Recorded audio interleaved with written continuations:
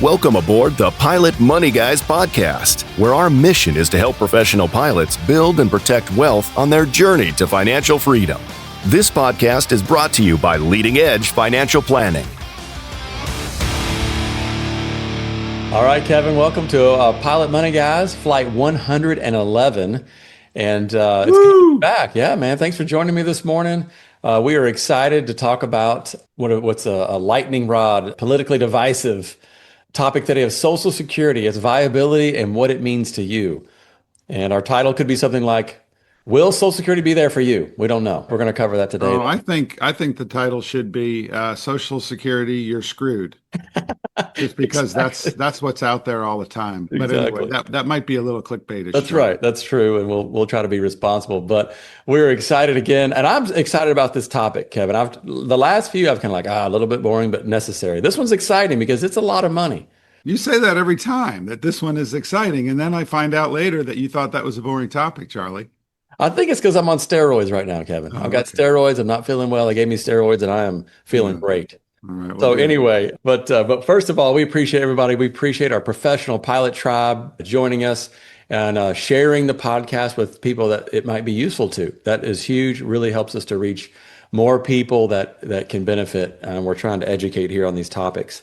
And so also don't forget to take the Pilot Wealth Index. It's a good indication of where you are as far as the list of financial things that we need to be thinking about as adults. Part of adulting, right, Kevin, that we get these things done.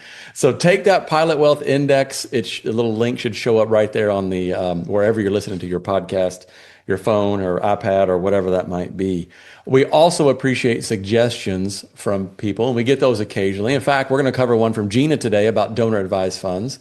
She asked us to cover that. It's been a while, Gina, so sorry for the delay. But we'll touch on that a little bit, and then we're going to jump into Social Security. Kevin, today we're going to talk about, number one, the viability of Social Security. What's true, what's false, what's rumor, what is clickbait for news channels, right? And so we're going to try to shed some light on that and as objective as possible. And then we're going to talk about some planning strategies. How do we plan? How do we think about Social Security? And then we're going to cover a couple little nuances, like what if I'm divorced? What if I'm a widow or widower? How might Social Security change under those circumstances? And we're going to show some math, Kevin, of like how much dollar-wise does Social Security change based on when you claim it? And we'll talk about, the planning strategies there. So Kevin, Yeah, so Charlie, if our young people haven't jumped off yet of the podcast and said, boring, yeah, I'll just say for the young people is that, Social Security, believe it or not, it really is a big deal as far as the amount of value that it brings to someone that lives a long time in retirement. It's super important. And just stating that, I'm screwed because I'm a young person, I'm not going to get Social Security. It's not that simple. As a matter of fact, younger pilots right now, Charlie, will probably be looking the best in the future because there won't be so many people retired when they're retired. So it is a dynamic that's important to understand. And then finally, maybe you can educate the captain in the left seat who's just saying Social Security, we're all screwed by sharing some of this information and really annoying them. You nailed it, Kevin. That's what it's all about right there. You nailed it. When you're on that 5-hour flight, and somebody starts laying into Social Security and all the vitriol surrounding that, then you can go, hey, well, this is what the Pilot Money Guys have to say about it, and therefore it must be true. Yeah, and then the captain will hate us too, Charlie. That's right. And if you're young, send it to your parents. What the heck? We've learned that they're like, hey, that doesn't apply to me now, but man, it applies to so and so. But Kevin, first, last week we covered the new tax bill, the triple B tax bill that I'm calling it. But nonetheless, today we'll talk about questions from the flight deck, donor advised funds / giving strategies. And I don't really think, and I talked about last week's podcast, I don't really think that new tax bill affects what we're going to talk about today. This has been true for a while now. So again, somebody asked us about donor advised funds. When's the right time to use those? And how can I, if I'm a charitably inclined person, how can I give and utilize or recognize the best tax implications there as well? Yeah, so donor advised funds are really something tremendously exciting to us, Charlie, because it involves some strategery about what to do. It involves a charity, which is a great thing if you're charitably inclined, and it involves saving on taxes, and you can save on taxes, pretty tremendously with donor advised funds. But the problem with donor advised funds is they're not as simple as you think. They're a little bit more complex, and Mhm. so we're going to try to make it as simple as possible. But we also know that you're going to need to dig deeper into this topic if you're going to understand it. So we're just going to give some generalities today, Charlie. Yeah, absolutely. And you and I have gone back and forth on this, and you say, hey, use a donor advised fund. I'm like, well, I could just give, I don't have to use a donor advised fund. I can give without one, but there are, like you say, there are advantages and we can talk to those. I think one of the things, the first thing, Kevin, that comes to my mind is if someone wants to recognize a huge tax deduction right now, but maybe they don't know exactly who to give to now, or maybe they want to give over several years in the future. That's one of the strategies I think donor advised fund can fit well for. Yeah, so I think the classic case of like what's the best person to be able to do it, what's the use case, if you Hmm. will, is I'm 64 years of age, I'm a pilot, I'm making the most money I've ever made. I don't know, I'm going into the 37% tax bracket. I'm very charitably inclined. I've been giving every year for the last 10 years. I know that's going to be a part of when I step out of my job. I want to Hmm. continue to do it. So you give it all away when you're 64, not all, but you give a lot of it away when you're 64. You get a huge tax deduction in that year. And then when you're 65, 66, 67, 68, you have the donor advised fund funnel the money out to the charities, and you get the big deduction when you're making the big money, Charlie. Yeah, yeah, that's huge. And sometimes you hear that as called bunching your giving or lumping, whatever the heck we decided to call it. But partly because in your example, somebody was in a very high income situation. We've also seen that, Kevin, where there was a bonus paid or in certain situations, non-qualified deferred income, I should say, was paid out in lump sums. So they took those lump sums into a donor advised fund. And that literally was the giving for the rest of their retirement. From then on, Yeah. they did standard deduction only, which is still pretty high. And that's important. Yeah. I mean, point number one is that when you give to a donor advised fund, you get the deduction then, but you can actually have the money go to the charities over multiple years. That's the first confusing part. The Mm-hmm. second confusing part is that when the money goes to the donor advised fund, it actually does get invested, Charlie. It's like Hmm. having an endowment that's going to invest the money. In this case, it would be Schwab or Fidelity in their funds, but the money can continue to grow. So let's say you gave $100,000 to a donor advised fund right now. And if you had highly appreciated securities, maybe they were $20,000 a cost basis. You just saved having to get $80,000 of ordinary, or excuse me, of capital gain tax. So you save there, and then the money's over in the donor advised fund. The 100,000, let's say it grows to 200,000 over the next 10 years. Of course, then you didn't give it away. You do want to actually give it away, but it can continue to grow over there. So there's just multiple benefits. Now, the thing that people get confused with is when the money is in the donor advised fund, it's not yours. Yeah, It's no longer yours. We've had that happen a few times, Charlie. absolutely. I love the point you just made that, and I overlook that sometimes. Once you put it in there, it grows and tax free, and your charitable organizations could get more. And I think that's the Right. point, Kevin. If I'm giving and I've Hmm. got especially highly appreciated stock, and let's say I want to use a donor advised fund, but the point is, if I do this smartly, then the organization I'm giving to gets more money. We ask people a lot, are you charitably inclined? We're not trying to make people feel guilty. We just No. want to know, do you want to give? We want to help you do it the right way so that you don't pay more taxes and the charity gets more money. Yeah. So Mhm. let's just talk about what the way to do it that's not good is that you have $100,000 of stock, you sell, you realize $80,000 of capital gains, bam, you pay Mm. tax. So what do you have left out of that 100? Maybe you have $77,000 left after the Mhm. tax, and then you give away that 77,000. In this case, you could give away all 100. Yep. Nobody pays the tax because the donor advice fund sells the securities. Yep.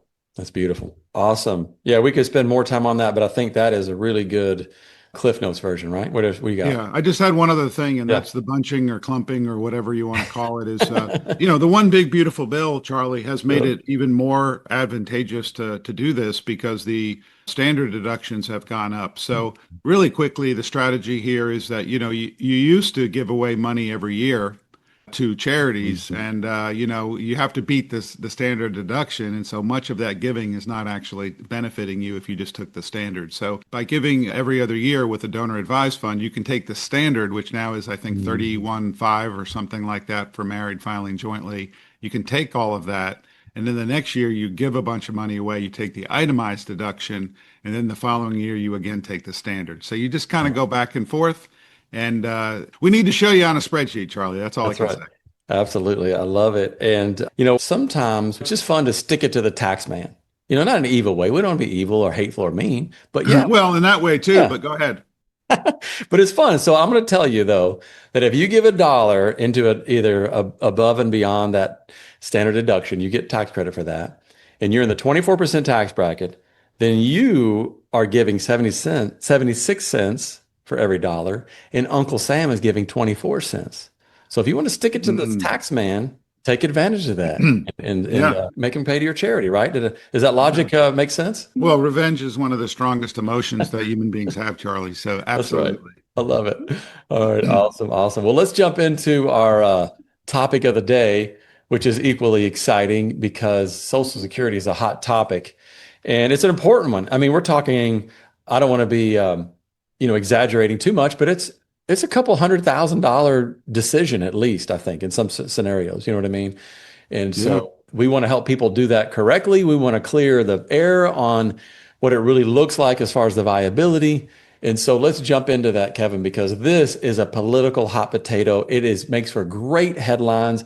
And here's what makes for great headlines: fear. So if I want someone to look at my headline, then I want to scare the you know what out of somebody and say Social Security is not going to be there for you. And man, I'm going to look at that article. I'm going to click on that. So we got to be cautious of that kind of stuff out there, and we got to try to see through the noise. Kevin, what are your initial thoughts? The viability of Social Security, is it going to be there for me? I'm much younger than you, much, much younger. So, Yes. Much more handsome too. so should I be worried? So, we can always worry and we always should be worried a little, but being consumed with this is not healthy. I mean, again, it's become political, and so we don't want to dissuade you either way. And I even saw some people in my research, Charlie, that were Social Security is a Ponzi scheme, blah, blah, blah, blah, blah. Yeah, And they just keep saying all these different things about it. When you're going to retire, none of that stuff is helpful. yeah, right. None of it. And let's just get it out of there. It kind of is a Yeah. Ponzi scheme. I mean, Oh, it is. and But that's the who thing. cares? I know it's like, well, yeah, that's the point. I pay money and you get to use it, and then somebody else pays and I Yeah. get to use it. But Yeah. we're Yeah. really Yeah. talking about that gets people's attention too.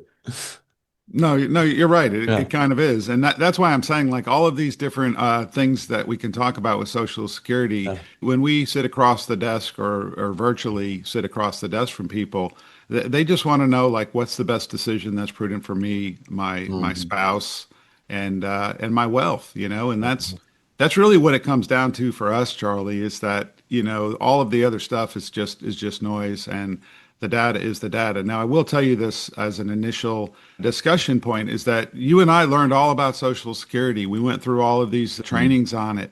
And then when we go through that information with a lot of clients, we get to the end of our discussion with them and they just say, that's all well and good. That's Mhm. theoretical. Social Security ain't going to be there. So I'm just going to take it as soon as I can. I mean, if I Yeah, if I had a nickel for every time I that's heard, I'm right. just going to take it as soon as I can Yeah, because it's not going to be there. yeah, That's the issue we have with all of the noise out there, Charlie, and that's sure. what we want to try to focus on here. Yeah, and I respect that when people say, "Hey, we hear you. We understand your information, but this is what we're going to do because of our convictions." Hats off to you. I honor that and respect that, but I do want people to have the right information because there's a really a ton of bad information out there.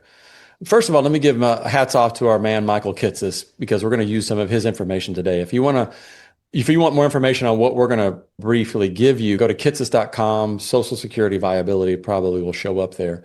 The objective here for you and I, Kevin, is to find the most objective information. Somebody doesn't have a dog in this fight.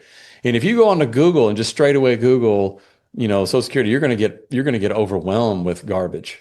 So Yeah. we do believe that Michael Kitces does not have a dog in this fight. He's going to give us some factual information. But yeah, what are the thoughts? You want to get to the numbers? Yeah, so I'll just say this, that finding people that are good resources for financial information with all the garbage that's out there, Mhm. including AI that grabs the garbage that's out Yeah. there, is really important. And once you grab that garbage, Charlie, it just keeps pummeling you Yeah. every time you open up your browser. Yeah. Somebody today, I heard him say, "Show me your feed and I'll show you your future." I Wow, was like, "Oh, that that's is close brilliant. to that is close to home." Yeah, that's brilliant. Mine's Tennessee football, so I don't know what that means. Anyway. All right, Kevin, what about the numbers? What do you think? Well, so first of all, this is not the first time we've run into this situation. History does repeat. Back in 1983, I was a junior in high school, Charlie, by the way. But in 1983, this same issue happened in 1983, and the group that works with Social Security said we have to fix this. And guess what? It wasn't only just like came up to the witching hour of when it needed to be fixed. Actually, people were still getting paid without the money in the Social Security system to pay them, Mhm. and then Congress fixed it. So they fixed it for 75 years, Charlie, and I don't know if you can add 1983 to 1934, excuse me, 2034. We think it might, the trust fund might be depleted again. That doesn't mean run out of money. That just means the trust fund part is depleted. Yeah. But they fixed it after they knew it was a Mm. problem, and it took destruction of the system before Congress actually stepped in. And Yeah. so you and I have heard about the crashing of Social Security, I don't know, as long as we've been planners, as long as we've been alive, Mhm. maybe since 1983. I don't know, Charlie. Did anybody Mhm. take a pay cut? I know it was, I guess, being funded by other sources possibly, or did people take a real pay cut? I didn't see that part. Well, current people on Social Security, I know for sure didn't take a pay cut. Mhm. Now Yeah. they continue to bend, how much money higher income people get. And when I say bend, I mean Social Security is already means tested. People say, oh, there's going to be means testing, but Mhm. there's already a bend in the amount of money that you get. Mhm. Higher income people get less of their less income with Less of a Social Security. percentage, you're saying, of the Yeah, replacement. yeah. Yes, I got it. Got Yeah, it. so I don't know for the 1983 if benefits were cut for younger people, but the ages were raised, so Yes. therefore there was some, I guess, stealth cuts Right. in future Social Security recipients. You nailed it, Kevin, earlier too. You said, this has been going on for a long time. I remember in 2009 sitting in a presentation and they were saying that, yeah, Social Security is, going to run out of funding, et cetera, et cetera. And here are the fixes already in place. Full retirement age is going up. The Social Hmm. Security tax base wage is going up. Hmm. And there's other ones here that would help chip away at that as well. But I'm going to make a prediction, Kevin, that this is a politically challenging thing to address when you absolutely don't have to. But whoever's in office in 2035, and if people get their Social Security benefits cut, they will be immediately voted out of office. Yeah, they might even, I don't advocate violence, Charlie, but there might even be violence involved. Yeah. A lot of people with their canes and Yeah. people being run Yeah. over by wheelchairs, all Yeah. kinds of stuff. Oxygen tanks everywhere. Absolutely. Yeah. Oxygen tank. Yeah, it's going to be, it would be bad. I mean, we're kind of joking, but it's really serious business that a big Yeah. percentage of America is getting Social Security in some way, Yeah. and they all vote. Yeah. Not all. I should never say all. Well, they vote more than anybody else votes. Exactly. So, So I'll make a prediction too, Charlie. We never make predictions. We hate yeah. predictions. Compliance people, sorry about this. But my prediction is that it's going to get fixed, but we might have to get close to the witching hour once Yeah. again. Yeah. If it gets fixed in the next year, you can just Yeah. you can rub this in my face. Yeah. This That's might right. age badly, I but hope, I I just hope, don't see I hope it it does getting age badly. fixed until it has to be fixed. Yep. One more thing. The other part about fixing it, the really interesting part to me is it's really just a math problem Yes. and it can be fixed multiple ways. Yep. Absolutely. I'm going to read this and then you jump into a couple of those ways. So Okay. I don't want to say the facts. I mean, maybe it is the facts, as close as we can get to them. Yeah. Even if trust funds are depleted, which is projected for 2035, most benefits will be paid of 83%, it's the number they throw out, can be paid by ongoing payroll tax revenue. This would gradually decline to 73% by 2098 if no legislative changes are made. Now, people go, 83% of my benefit, that's a lot. And it is a lot. But it's not what the news says to be true, and that is it's going away completely. So it's a very different story. And that's, I think those are the closest to the facts that we can get. It's not great, but it's not what the news is out there. So Kevin, how do we fix this? What are some of the proposals out there? Well, before we fix it, I just want to explain two concepts here. One is that you have a bank account, that's savings, and the other is that you have income, that's money coming in. And so when they say the trust fund will be, bankrupt, what they're talking about is that Social Security has been running, they've had savings, and that's the trust fund, is that there's money in that account. And so the last couple of years only, Charlie, maybe, I don't know, the last few years, I'll say, is that the amount of money coming out of the trust fund each year has been accelerating. Yeah. So the savings part of Social Security is going down, and it looks like it will go to zero, depending on who you talk to, somewhere around 2032 or 2035. Now, Social Security still has the income coming in, and who pays the income? It's all of us that are working. We're sending money to Social Security every week and every month. That will be the thing that will continue to cover that 83%. Sometimes I see 70 something percent of the benefits that are needed. So when they say the trust fund is going bankrupt, just pause for a second and say that might be true, but people are still going to be paying in. Just not enough people paying in, Charlie. That could be our headline for this podcast. The trust fund is bankrupt. Yes. All right. We won't do that. Yeah, I like it. That's a good scare tactic. All right, Kevin. So we've kind of laid the groundwork for fact and fiction and hopefully shed some perspective. Now let's get into some numbers or some solutions that are feasible, and what are the options for Congress to make this work? Yeah, absolutely. So, the first thing you could do is just cut everyone's Social Security amount, make it 83%, or I think it goes down to 75%. That's political suicide, I think, if you did that. But, it's like sometimes I'll tell people, look, there's enough to pay 75, 83% of the benefits. And they're like, why is that good? That's still not 100%. So that's the one we don't think will happen. I mean, if they had across the board 10% benefit cuts for all new people, that would bring us 38% to closing the gap. I'm looking at Michael Kitces' How to Fill the 75-Year Funding Gap chart. So that's the first thing. You could raise the full retirement age just by 1 year. And again, this would be for people that are somewhat younger, maybe you, Charlie. I know. Instead of 67, you raise it to 68. That's a way to cut it by 13%, not that much. Cost of living adjustments using the chained CPI, boring, that says 19%. I'm not going to get into that. Then we get into cost of living and all the unfairness around my inflation is different than your inflation, Charlie. So we're not going to get into that. But if you slowed benefit growth for the top 70% of earners, so this is the heavy duty means testing type, that would cut it by 58%. So that is not political suicide because the rich never pay their fair share. Ha ha. Not really funny. The rich pay almost all of the tax and the income tax anyway, not payroll tax. Everybody pays payroll tax, Charlie. So if you did that, though, if you cut the benefits for people that have money, that would bring you 58% to closing the gap. And then the last one on the benefit side is, again, indexing, changing the inflation numbers, which all of our audience love to hear that because that's an area that you can say there is a conspiracy in what happens with inflation. So anyway, on the revenue side, so those are all cutting the benefits. So cut. Now we say, all right, let's raise some money. The first thing is if we increase the payout rate for Social Security, currently I think it's 12.7.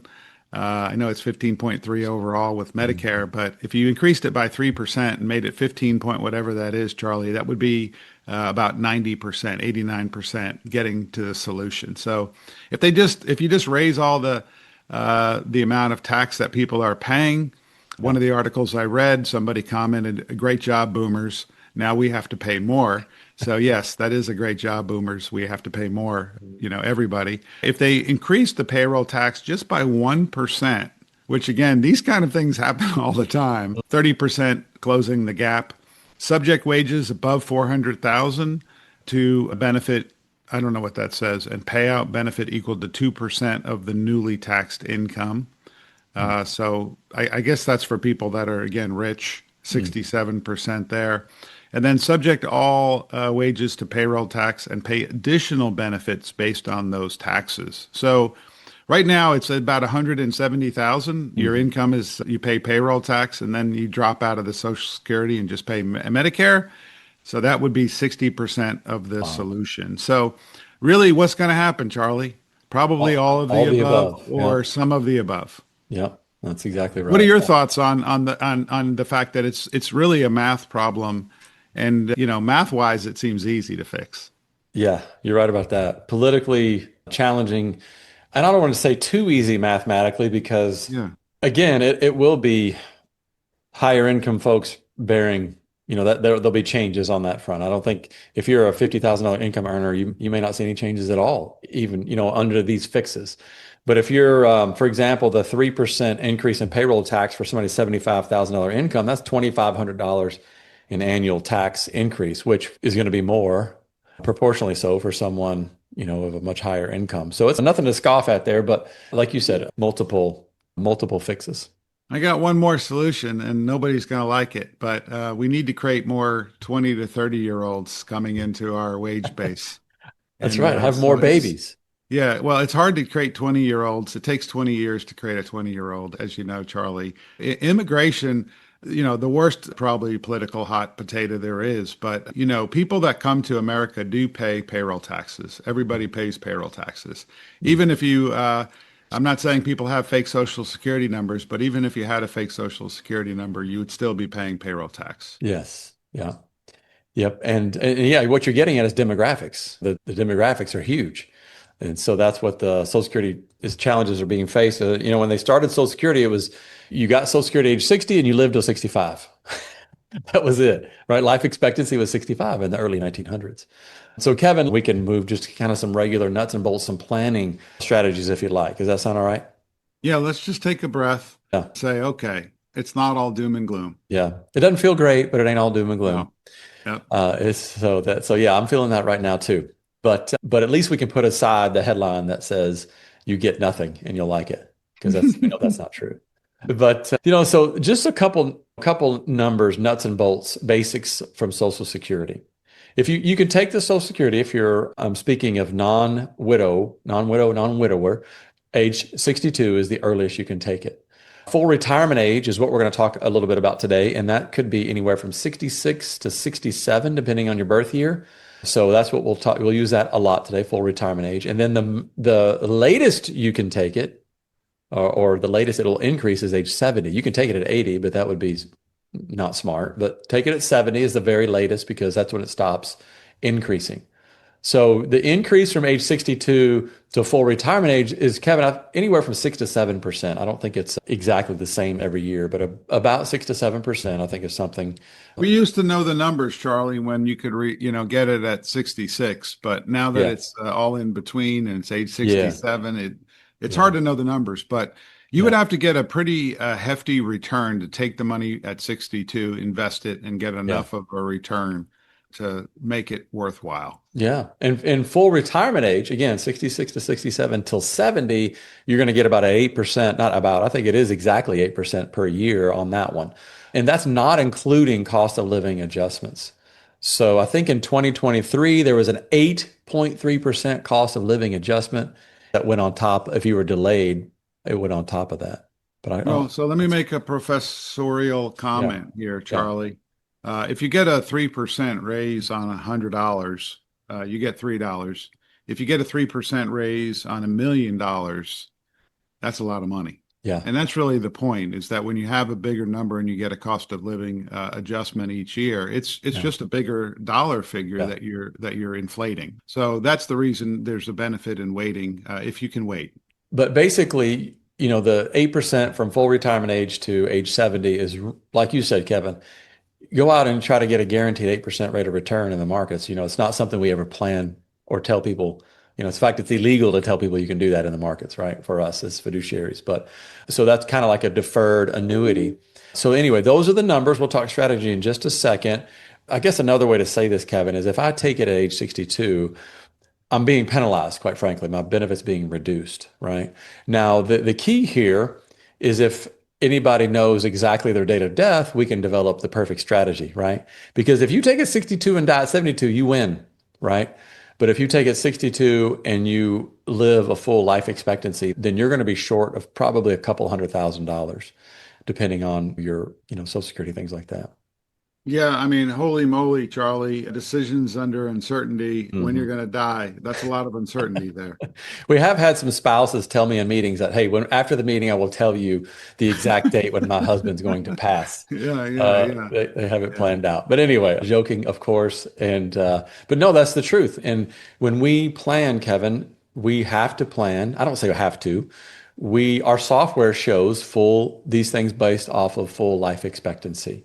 Now, some of our clients have very unique situations. They've had maybe cancer before. Maybe that changes your life expectancy. And, that's a reasonable thing to take into consideration personally. But in general, we're planning on full life expectancies when we run these numbers.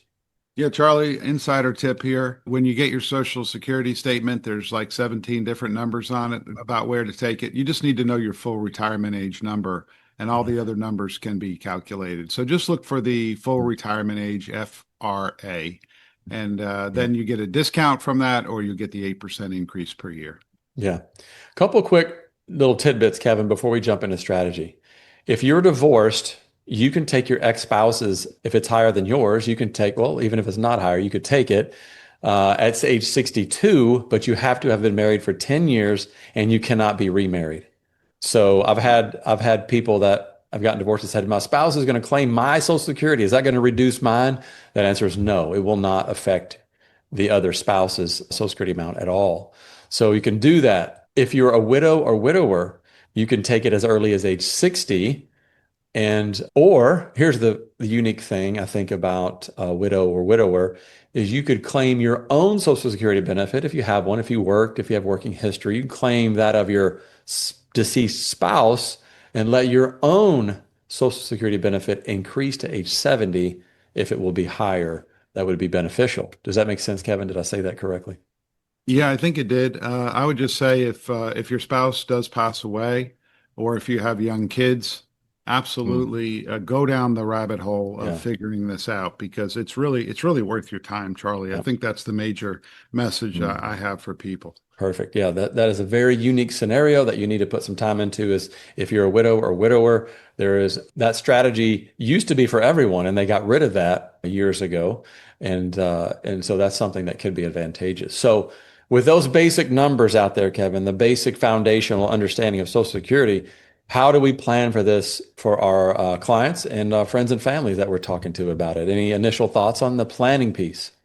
Yeah, so the first way to think about this is a break-even number. And we think that's incomplete. And I'll tell you in a second why we think that. So it's like, hey, if I take it at 62, yeah, I'm getting a decreased benefit.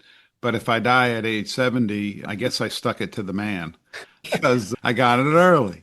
Speaking about like revenge, Charlie, the divorced spouse, sometimes you feel like you're sticking it to the divorced Ex. ex-spouse too when you take it Mhm. early. But again, those are not reasons to do it. By the way, Johnny Carson, fun fact, Johnny Carson had three ex-spouses that he was married to for 10 years. And for those of you that are young, Johnny Carson was a person that did late night TV, but he Mhm. had multiple spouses that all collected on him. So yes, you can spread the love around, Charlie, with Social Security. And had those spouses made more than him, he got to pick which one he wanted to choose from, right? So that's That's right. a beautiful thing. Yeah, Uh, yeah. So yeah. I don't know where I was. I totally derailed my own comment, People are but still like Googling who's Johnny Carson. yeah, But yeah, but Kevin, one of the things I used to talk about, you talked about break even age, yeah, and yeah. I remember flying with a lot of our folks back in the day, and they would say that the pilot, and typically, let's just throw out the Uh-huh. statistics, typically the male, typically the higher income earner in our, group or tribe anyway, I would say, hey, I think a good technique possibly is to ladle 70. And they'll go, well, wait a second. My break even age is X. Pretty smart people, right? To throw out break Yes. even age already. And I go, yes, you are correct. It's probably 83-ish. And they're kind of like, that doesn't sound good at all. I'm going to lose on that one. And then my next sentence would be, well, it ain't about you, Bill. We don't really care about you, jokingly. We're trying to protect your younger spouse, which sometimes happens. And again, the spouse in a lot of circumstances is the female in this case, sometimes younger. And oh, by the way, females have longer life expectancy.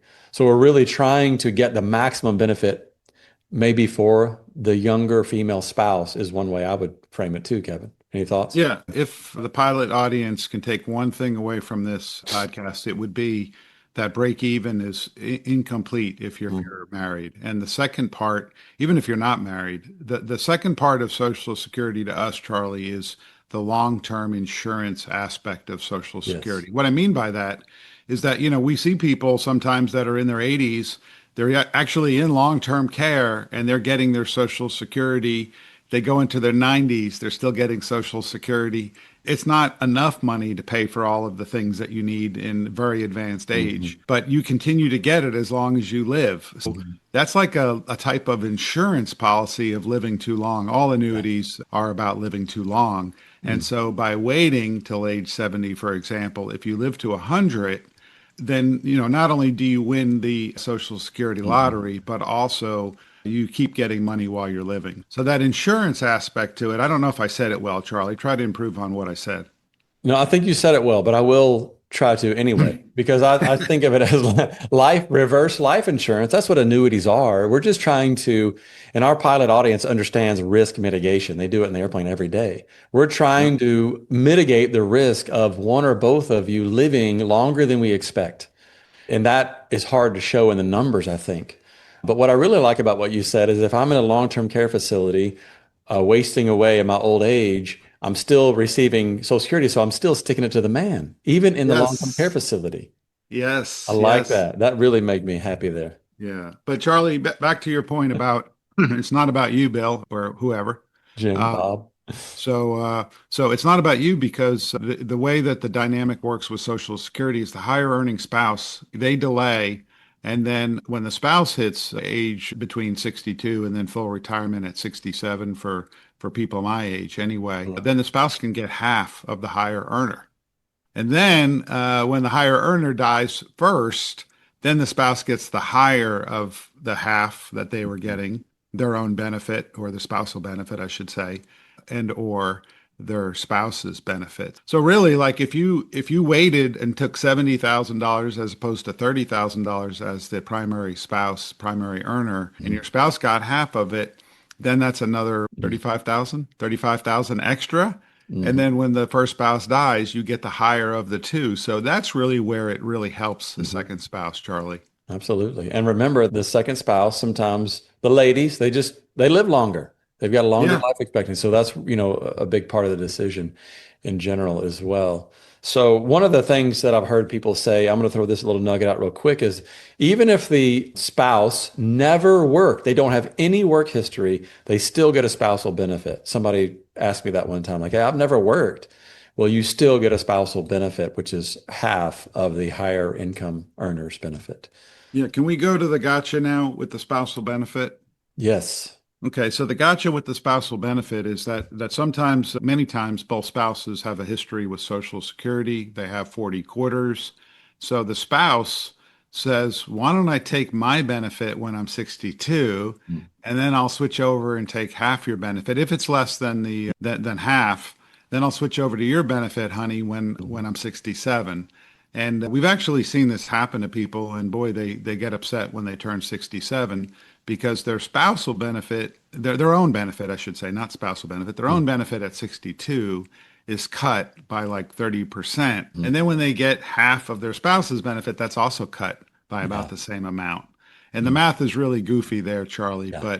But anyway, you get a reduced spousal benefit for the rest of your marriage. Yeah. And what you're saying used to be a strategy. Remember the old file and suspend? We don't want to confuse people, but that stuff's gone. The Social Security Yep. closed those really profitable loopholes. So I'll just rephrase what you said. No Please. matter what, if you file early, spouse benefit or your own benefit, you're going to be penalized. There's no more trickery. Again, unless you're a widow or widower, and we don't wish that on anyone, then you're not going to be able to game that system. You're going to be penalized on the benefit. So hopefully that makes it clear there. So Kevin, on the planning side, what do we do? How do we help our clients? We run the math, we run the numbers. we've talked before that everybody's circumstances are different, but we run the numbers. And so what we're trying to do is we're trying to show people the most likely, what we believe to be the most likely scenario. And we can't plan for every scenario, but that's a good way to plan is we're going to plan for the most likely scenario. We don't know what the future holds, but these are things that are likely to happen. So let's plan for them. And that meaning people living a full life expectancy. And we can share those numbers. And I'll share an example right now of what that looks like, Kevin, if you're ready for that. Yeah, yeah. For our YouTube audience, you'll be able to see the chart, and all models are flawed, Yeah. but being able to model it with software has been a tremendous help, Charlie, for our Mhm. ability to communicate with people and for their ability to make decisions. Yeah, absolutely. So for those not on the YouTube channel right now, our scenario shows it's a blue box around the winning strategy, if you will, or the one that we've chosen to be best. And this current scenario is There are no winners, Charlie. there are no winners. That's right. Yeah. So the best scenario now is 70 for the husband and 67 full retirement age for the spouse. The spouse is significantly younger in this scenario. That's why some of you might see a zero because she doesn't get anything till she's 67. But I want to focus on the lifetime benefit potential 1.972, 1,972,527. So think about 1.97 just to keep this simple. If I take Social Security, or if this client family does, as soon as possible, Kevin, it's 1.58. 9 minus 5, I believe, is 4, approximately $400,000 difference, assuming normal life expectancy. So that's a big deal, Well, Kevin. this might not be assuming normal. It's assuming whatever's in the There you planning go. software Yeah. here. And that's the Yeah. important point is that Mhm. if the younger female spouse is going to live till 94 Yeah. and the older spouse dies along the way, that's what we're assuming. Yeah. But yeah, $1.9 million coming to a couple in retirement. Sometimes people think Social Security is not a big deal. To me, 1.9 million is real money, Charlie. Yeah, that's a big deal. And I'll tell you this too, when we do our planning, if someone says, "Nope, we're taking it as soon as possible," again, we honor that, we respect that. I just know that mathematically, the money that they get is going to be less, and we have to adjust the other numbers in our planning software too to compensate for that. It's more pressure on the portfolio. It's more challenging there when we do that. Again, that's just a planning thing. It's not real life. But we have to, again, we're trying to plan for a reasonable, likely scenario. And so I think that's a good way to plan in all cases, quite frankly. Well, as fiduciaries, we Mhm. need to do what's in the client's best interest. I've heard a number of other people tell me that their broker told them to take Social Security as soon as possible. And the reason for it was that, you take it at 62 for a non-pilot, 65 for a pilot, and then you don't have to quote unquote spend the money, your Mhm. money from the portfolio. And so I would say it's all your money. Social Security is your Mhm. money. You deserve the benefit. Yeah. Could it be cut? Yes, it could be cut. We know that, Yeah. 2032 will have better clarity on that. But anyway, I Yeah. think I think you just need to make the decision with your eyes open, Mhm. Charlie. We joked before the podcast that you and I have gone through a bunch of these scenarios with Yeah. people, and we've modeled everything. We say, look, we think the perfect age. Usually, the perfect age, the answer is usually at least full retirement age. It's Mhm. There usually you it. go. So you retire as a pilot at 65, you take it at 67. You just need Mhm. to fill the gap in between there. But we go through all of the planning. Then afterwards, the clients will say, we're taking it now. Yeah. And it comes back to that, we need to get it while the Yeah. getting is good because we don't know if it's going to be there. And that's a legitimate reason to Yeah. take it now. Yeah. It really is, but we at least want you to think about it. And I forget where I was going. I lost my train of thought. That's all right. But I think like we've said before, we respect that decision because we want people to be at peace with whatever they're doing. That's what your money's for, is to make you, help give you peace, not make you anxious and stressed out. So we honor that. We just want people to know the numbers as well to factor in their decision. Kevin, you mentioned something really important on the planning side, and that is, so somebody might be asking, and you alluded to it, somebody might be asking, well, if I delay till 70, then what do I do? And the answer is we make up for it from the portfolio. We assume our just assumptions in retirement for a portfolio is about 6% rate of return. And because we're being more conservative, that's an assumption we have to make there. Whereas Social Security is increasing at 6, 7, 8%, 8% for sure from full retirement age to 70. So mathematically, it makes sense to pull from that portfolio to make up the difference. Social Security then kicks in, let's say at 70, and then we reduce that portfolio distribution by the equivalent amount. And that usually helps, our clients have the maximum, potential income in retirement, was what we've seen a lot in the planning phase anyway. Yeah, that's great. And like the word pension for pilots it might be a curse word for what happened with the pensions in the past. But for non-pilots, like all the time, it's talked about that there's no pensions anymore. That's so bad. There's no pensions anymore. And really, what is a pension? It's an annuity. What is Social Security? It really is an annuity. The difference with Social Security, though, is you get the cost of living adjustments. All the pensions you buy in the marketplace right now, you cannot get the inflation adjusted. So really, Social Security, I'm going to say something good, Charlie. Social Security is really a great pension. It is great. It's a great really deferred annuity too, right? You defer that and you get more. Yeah. I mean, so again, there's a lot of goodness in it. When you retire and the mailbox money comes, now it comes digitally. It feels good. All right. Awesome, Kevin. Well, I think we've covered the things we wanted to cover for our pilots and hopefully added some value and some nuggets there, some strategy. Feel free to reach out to us, Kevin@leadingedgeplanning.com, Charlie@leadingedgeplanning.com for any questions, follow-up, suggestions, make comments on YouTube. We will try to get to those and comment as well. So thanks again for sharing this with people that may need it. They might be in that zone where they need to make this decision.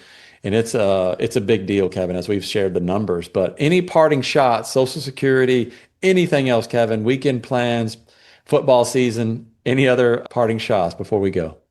Yeah, like all things we've talked about recently, it's not important until it's important. As you get close to 60, it becomes really important. Just learn about it. The rules don't make any sense. If you're going to try to say, well, let me figure this out using some type of rationale, it won't happen. You just got to learn the rules. And we're happy to help in any way, Charlie.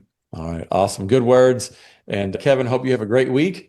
We're going to Nashville to do some planning, and I hope, and I'll see you in a couple hours. All right. See you. Take care. God bless. And I'll talk to you soon. Hello, Pilot Podcast family. Charlie here. I just wanted to share with you something we've just recently developed. In the show notes, you're going to see the Pilot Wealth Index. We want you to check it out. Give it a shot. It's a quiz, a short questionnaire that allows you to understand, are you on track? We have a lot of people that say, hey, we just want to know if we're on track. Are we where we should be at this stage of our flying career, airline career, whatever it might be? How am I doing? Am I close to my peer group? Am I behind? Am I ahead? We've developed some questions, some metrics that we think if you go through this and check it out, answer the questions, you will have a very good idea of where you stand. We developed the questions that give an indication of, are you doing the right things you need to do to be prepared for an eventual retirement, and that one that can be profitable for you. So check it out in the show notes, the Leading Edge Pilot Wealth Index. We hope you give it a shot. If you have any questions at all, reach out. Happy to help. Charlie@leadingedgeplanning.com. Again, that's Charlie@leadingedgeplanning.com. You can call or text me on my cell, 865-328-4969. Thank you very much. Thank you for listening to the Pilot Money Guys podcast. Please subscribe, rate, and review on iTunes or wherever you listen. We are grateful for your reviews because they encourage others to listen in. Visit leadingedgeplanning.com to learn more and subscribe to our newsletter. Leading Edge Financial Planning, LLC, LEFP, is a registered investment advisor. Advisory services are only offered to clients or prospective clients where LEFP and its representatives are properly licensed or exempt from licensure. For additional information, please visit our website at www.leadingedgeplanning.com. The information provided is for educational and informational purposes only and does not constitute investment advice, and it should not be relied on as such. It should not be considered a solicitation to buy or an offer to sell a security. It does not take into account any investor's particular investment objectives, strategies, tax status, or investment horizon. You should consult your attorney or tax advisor. The views expressed in this commentary are subject to change based on market and other conditions. These documents may contain certain statements that may be deemed forward-looking statements. Please note that any such statements are not guarantees of any future performance, and actual results or developments may differ materially from those projected.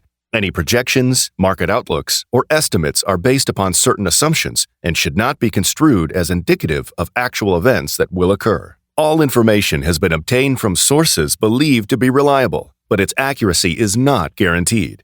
There is no representation or warranty as to the current accuracy, reliability, or completeness of, nor liability for, decisions based on such information, and it should not be relied on as such.